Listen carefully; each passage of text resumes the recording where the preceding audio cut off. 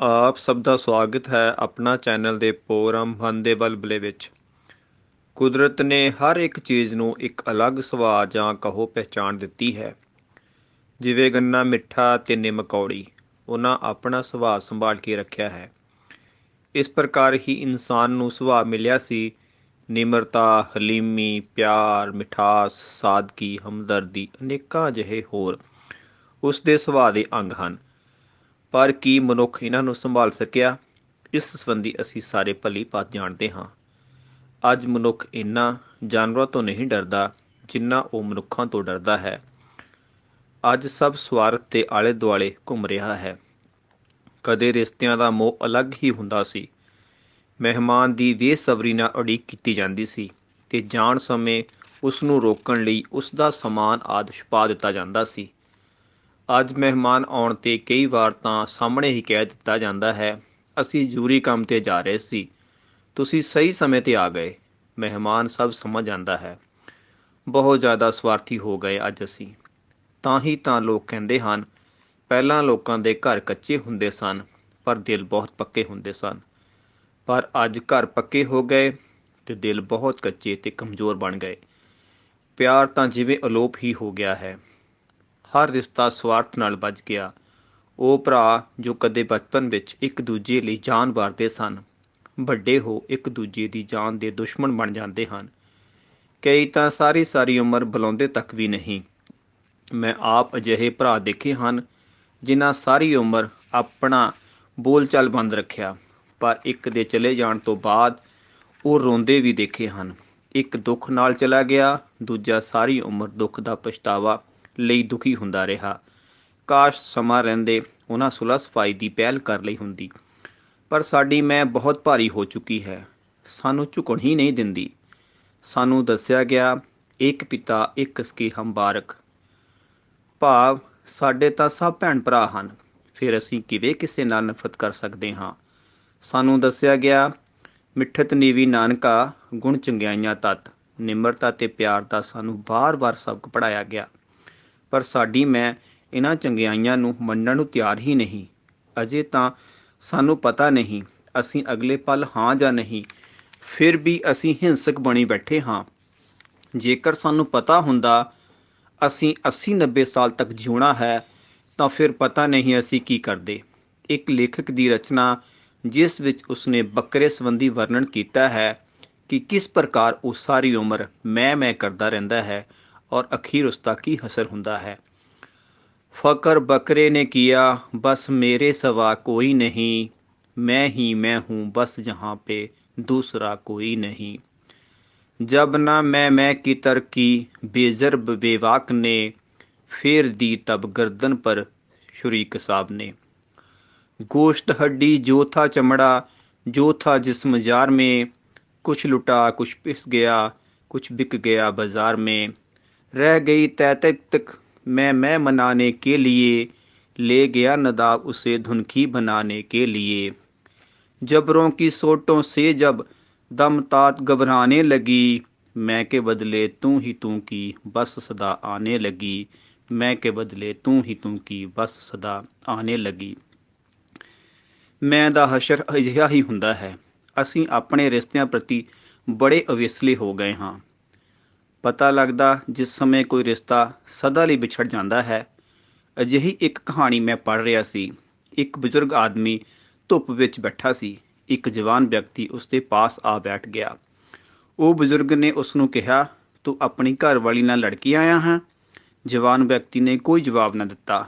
ਉਸ ਨੇ 2-3 ਵਾਰ ਅਜਿਹਾ ਹੀ ਕਿਹਾ ਤਾਂ ਅਖੀਰ ਜਵਾਨ ਵਿਅਕਤੀ ਨੇ ਕਿਹਾ, ਤੁਸੀਂ ਅਜਿਹਾ ਕਿਉਂ ਸੋਚ ਰਹੇ ਹੋ ਕਿ ਮੈਂ ਆਪਣੀ ਘਰਵਾਲੀ ਨਾਲ ਲੜ ਕੇ ਆਇਆ ਹਾਂ? ਬਜ਼ੁਰਗ ਨੇ ਕਿਹਾ, ਮੇਰਾ ਤਜਰਬਾ ਦੱਸਦਾ ਹੈ। ਤਾਂ ਉਹ ਜਵਾਨ ਮੰਨ ਗਿਆ। ਤਾਂ ਬਜ਼ੁਰਗ ਨੇ ਕਿਹਾ, ਜਾ ਆਪਣੇ ਘਰ ਵਾਪਸ ਚਲਾ ਜਾ। ਤੇਰੀ ਤਰ੍ਹਾਂ ਕਦੇ ਮੈਂ ਵੀ ਲੜਦਾ ਸੀ, ਪਰ ਅੱਜ ਮੈਨੂੰ ਉਹ ਸਭ ਯਾਦ ਆਉਂਦਾ ਹੈ। ਹੁਣ ਮੈਂ ਕਿਸੇ ਨਾਲ ਲੜ ਨਹੀਂ ਸਕਦਾ, ਕਾਰਨ ਉਹ ਮੈਨੂੰ ਸਦੀਵੀ ਵਿਛੋੜਾ ਦੇ ਗਈ। ਮੈਂ ਹੁਣ ਮਹਿਸੂਸ ਕਰਦਾ ਹਾਂ ਉਸ ਦੀ ਮੇਰੀ ਜ਼ਿੰਦਗੀ ਵਿੱਚ ਕੀ ਥਾਂ ਸੀ। ਹੁਣ ਸਭ ਖਾਲੀ ਖਾਲੀ ਨਜ਼ਰ ਆਉਂਦਾ ਹੈ। ਉਹ ਮੇਰੀ ਜਾਨ ਸੀ, ਉਹ ਮੇਰੇ ਸਾਹ ਸੀ। ਇਹ ਸਭ ਸੁਣ ਜਵਾਨ ਵਾਪਸ ਚਲਾ ਗਿਆ। ਘਰ ਪਹੁੰਚਣ 'ਤੇ ਕੀ ਦੇਖਦਾ ਹੈ, ਉਸ ਦੀ ਪਤਨੀ ਘਰ ਦੇ ਬਾਹਰ ਸਵਾਟਰ ਲੈ ਖੜੀ ਸੀ ਤੇ ਕਹਿਣ ਲੱਗੀ, ਤੁਸੀਂ ਜਲਦੀ ਵਿੱਚ ਚਲੇ ਗਏ, ਤੁਹਾਨੂੰ ਸਰਦੀ ਲੱਗ ਜਾਵੇਗੀ, ਸੋ ਪਹਿਲਾਂ ਸਵਾਟਰ ਪਾ ਲਓ। ਇਹ ਹੁੰਦਾ ਹੈ ਪਿਆਰ। ਹਰ ਇੱਕ ਰਿਸ਼ਤੇ ਦੀ ਆਪਣੀ ਥਾਂ ਹੁੰਦੀ ਹੈ, ਪਰ ਸ਼ਾਇਦ ਅਸੀਂ ਸਭ ਉਹ ਪਹਿਲ ਕਰੇ, ਮੈਂ ਕਿਉਂ ਕਰਾਂ, ਉਸ ਨੂੰ ਪਹਿਲ ਕਰਨ ਦੇ ਚੱਕਰ ਵਿੱਚ ਅਸੀਂ ਬਹੁਤ ਕੀਮਤੀ ਸਮਾਂ ਬਰਬਾਦ ਕਰ ਲੈਂਦੇ ਹਾਂ। ਲੋਕ ਆਸ਼ਰਮਾਂ ਵਿੱਚ ਦੂਜਿਆਂ ਦੀ ਸੇਵਾ ਕਰਦੇ ਹਨ। ਕੀ ਅਸੀਂ ਆਪਣਿਆਂ ਨਾਲ ਪਿਆਰ ਨਹੀਂ ਕਰ ਸਕਦੇ? ਕਾਲਜ ਸਮੇਂ ਉਸ ਰੱਬ ਦੀ ਕਿਰਪਾ ਨਾਲ ਇੱਕ ਕਵਿਤਾ ਲਿਖੀ ਸੀ, ਜਿਸ ਵਿੱਚ ਮਰਨ ਤੋਂ ਬਾਅਦ ਦੀ ਕਲਪਨਾ ਕੀਤੀ ਹੈ। ਆਪ ਨਾਲ ਸਾਂਝੀ ਕਰਦਾ ਹਾਂ। ਬੋਲ ਹਨ, 2 ਪਲ ਦਾ ਸਮਾਂ ਤੂੰ ਦੇ ਦੇ, ਭਲਾ ਕਿਸੇ ਦਾ ਕਰ ਆਵਾਂ ਮੈਂ, ਜਿੰਨਾ ਕੀਤਾ ਬੁਰਾ ਹੀ ਕੀਤਾ, ਚੰਗਾ ਕੰਮ ਕੋਈ ਕਰ ਆਵਾਂ ਮੈਂ। ਕਈਆਂ ਦੇ ਮੈਂ ਘਰ ਉਜਾੜੇ, ਅੱਜ ਉਹਨਾਂ ਨੂੰ ਬਣਾ ਆਵਾਂ ਮੈਂ, ਕਈਆਂ ਦੇ ਮੈਂ ਦਿਲ ਦੁਖਾਏ, ਮਲਮ ਉਹਨਾਂ ਤੇ ਲਾ ਆਵਾਂ ਮੈਂ। ਮਾਤਾ ਪਿਤਾ ਨੂੰ ਵੀ ਦੁੱਖ ਹੀ ਦਿੱਤਾ, ਸੁੱਖ ਉਹਨਾਂ ਨੂੰ ਦੇ ਆਵਾਂ ਮੈਂ, ਜਿੰਨਾ ਕੀਤਾ ਬੁਰਾ ਹੀ ਕੀਤਾ, ਚੰਗਾ ਕੰਮ ਕੋਈ ਕਰ ਆਵਾਂ ਮੈਂ। ਅਖੀਰ ਅਜਿਹੀਆਂ ਬੇਨਤੀਆਂ ਤੋਂ ਬਾਅਦ ਕਹਿੰਦਾ ਹੈ, ਬੇਵਸ ਦੀ ਅੱਜ ਕੋਈ ਨਾ ਸੁਣਦਾ, ਜਿਸ ਨੂੰ ਹਾਲ ਸੁਣਾ ਆਵਾਂ ਮੈਂ। ਆਖਰ ਰੱਬ ਗੱਲ ਸਾਰੀ ਸੁਣਦਾ, ਗੱਲ ਸੁਣ ਸਾਰੀ ਆਖਰ ਕਹਿੰਦਾ, ਉਹ ਕੀ ਕਰਕੇ ਆਵੇਂਗਾ, ਇੰਨੇ ਸਮੇਂ ਵਿੱਚ ਕਰ ਨਾ ਸਕਿਆ, 2 ਪਲ ਵਿੱਚ ਕੀ ਕਰ ਆਵੇਂਗਾ, ਇੰਨੇ ਸਮੇਂ ਵਿੱਚ ਕਰ ਨਾ ਸਕਿਆ, 2 ਪਲ ਵਿੱਚ ਕੀ ਕਰ ਆਵੇਂਗਾ। ਫਿਰ ਸ਼ਾਇਦ ਪਛਤਾਵਾ ਰਹਿ ਜਾਂਦਾ ਹੈ। ਇੱਥੇ ਕੁਝ ਸਮਾਂ ਪਹਿਲਾਂ ਮੇਰਾ ਦੋਸਤ ਆਪਣੀ ਮਾਤਾ ਨਾਲ ਗੱਲ ਕਰ ਰਿਹਾ ਸੀ। ਮੈਂ ਸੁਣ ਰਿਹਾ ਸੀ। ਅਖੀਰ ਮੈਂ ਪੁੱਛਿਆ, ਅੱਜ ਮਾਂ ਨੇ ਕੀ ਕਿਹਾ? ਤਾਂ ਕਹਿਣ ਲੱਗਾ, ਮਾਂ ਕਹਿੰਦੀ ਮੈਂ ਸੋਨੇ ਦੀਆਂ ਚੂੜੀਆਂ ਲੈਣੀਆਂ ਹਨ। ਮੈਂ ਪੁੱਛਿਆ, ਤਾਂ ਤੂੰ ਕੀ ਕਿਹਾ? ਉਸਨੇ ਕਿਹਾ, ਮੈਂ ਕਿਹਾ ਅਗਲੇ ਸਾਲ ਲੈ ਕੇ ਦੇਵਾਂਗਾ। ਮੈਂ ਕਿਹਾ, ਤੂੰ ਬਹੁਤ ਗਲਤੀ ਕੀਤੀ, ਅੱਜ ਹੀ ਇਹ ਕੰਮ ਕਰ ਲੈ। ਉਹ ਹੈਰਾਨ ਹੋ ਕੇ ਮੈਨੂੰ ਪੁੱਛਣ ਲੱਗਾ। ਤਾਂ ਮੈਂ ਕਿਹਾ, ਸਮੇਂ ਦਾ ਪਤਾ ਨਹੀਂ, ਮੈਂ ਆਪਣੀ ਮਾਂ ਨੂੰ ਕਦੇ ਨਹੀਂ ਲੈ ਕੇ ਦੇ ਸਕਦਾ। ਉਸ ਨੂੰ ਨਹੀਂ ਪਤਾ ਸੀ ਕਿ ਮੈਂ ਆਪਣੀ ਮਾਂ ਸਦਾ ਲਈ ਗਵਾ ਚੁੱਕਾ ਹਾਂ। ਸਾਡੇ ਜਿੰਨੇ ਵੀ ਰਿਸ਼ਤੇ ਨਾਤੇ ਹੁੰਦੇ ਹਨ, ਮਾਂ-ਬਾਪ, ਭੈਣ-ਭਰਾ, ਚਾਚੇ-ਤਾਏ ਜਾਂ ਹੋਰ ਸਾਕ ਸੰਬੰਧੀ, ਜਾਂ ਸਾਡੀ ਜ਼ਿੰਦਗੀ ਵਿੱਚ ਜੋ ਦੋਸਤ ਸੱਜਣ ਮਿੱਤਰ ਬਣਦਾ ਹੈ, ਸਭ ਰੱਬ ਦੀ ਮਿਹਰ ਨਾਲ ਬਣਦੇ ਹਨ। ਸਾਨੂੰ ਉਹਨਾਂ ਰਿਸ਼ਤਿਆਂ ਦੀ ਕਦਰ ਕਰਨੀ ਚਾਹੀਦੀ ਹੈ। ਪੁੱਛ ਕੇ ਵੇਖੋ ਉਸ ਇਨਸਾਨ ਤੋਂ ਜੋ ਆਪਣੇ ਕਿਸੇ ਖਾਸ ਨੂੰ ਸਦਾ ਲਈ ਖੋ ਬੈਠਾ ਹੈ। ਫਿਰ ਸਾਰੀ ਉਮਰ ਪਛਤਾਵਾ ਰਹਿ ਜਾਂਦਾ ਹੈ। ਜਾਂ ਫਿਰ ਕਿਤਾਬਾਂ, ਕਹਾਣੀਆਂ, ਫੇਸਬੁੱਕ, ਵਟਸਐਪ ਤੇ ਚੀਜ਼ਾਂ ਲੱਭ ਮਨ ਨੂੰ ਤਸੱਲੀ ਦਿੰਦਾ ਹੈ।